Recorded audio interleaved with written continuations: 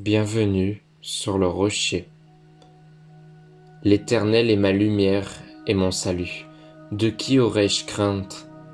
L'Éternel est le soutien de ma vie. De qui aurais-je peur? Psaume 27 au verset 1. La peur ne fait pas toujours de bruit. Parfois, elle s'installe doucement. Elle s'infiltre dans nos pensées. Elle fatigue l'âme. Elle brouille la vision. La peur peut être discrète, mais persistante. Elle ne crie pas toujours, elle murmure, elle répète, elle insiste.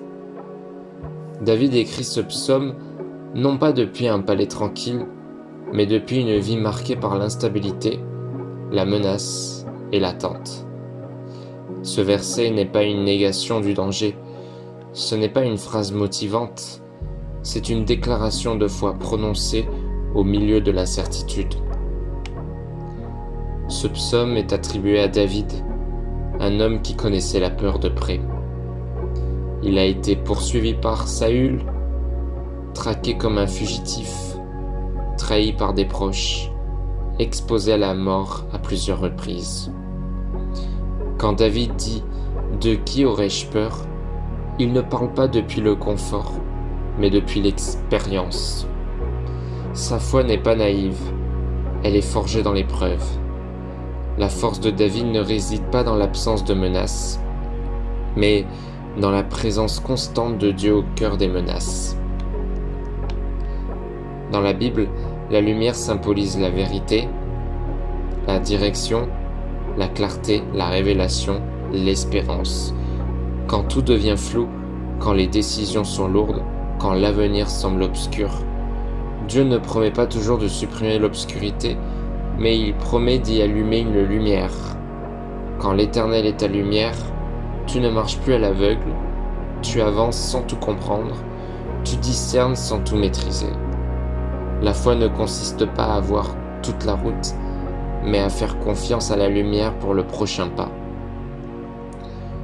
Le salut dans la Bible ne se limite pas au salut éternel.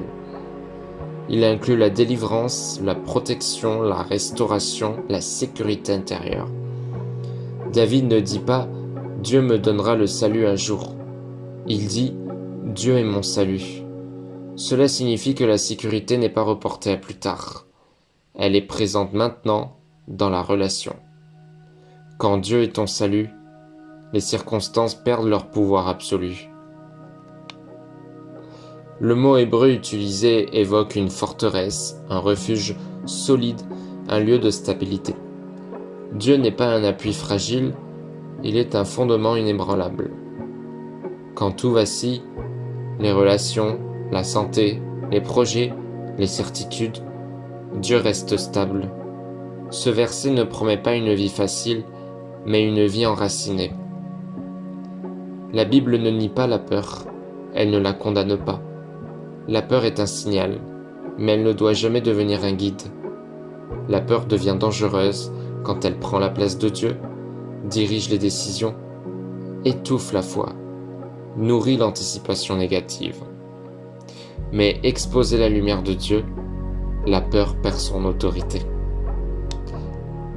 David ne fait pas une déclaration vide, il pose une question spirituelle.